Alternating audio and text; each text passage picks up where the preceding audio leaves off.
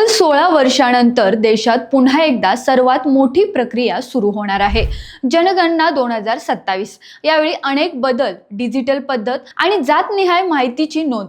नेमकं काय खास आहे पाहूयात। जनगणना म्हणजे देशातील प्रत्येक व्यक्तीची अधिकृत माहिती गोळा करण्याची प्रक्रिया।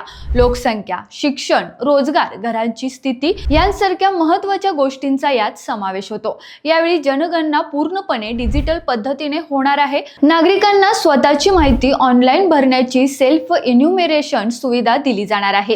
ही प्रक्रिया 3 टप्प्यात पार पडणार आहे। पहिला टप्पा घरांची आणि इमारतींची नोंदणी, दुसरा प्रत्यक्ष लोकसंख्या मोजणी आणि याच टप्प्यात जातनिहाय माहितीही गोळा केली जाणार आहे। एप्रिल ते सप्टेंबर 2026 दरम्यान हाऊसिंग लिस्टिंग होईल, तर फेब्रुवारी 2027 मध्ये प्रत्यक्ष जनगणना केली जाईल।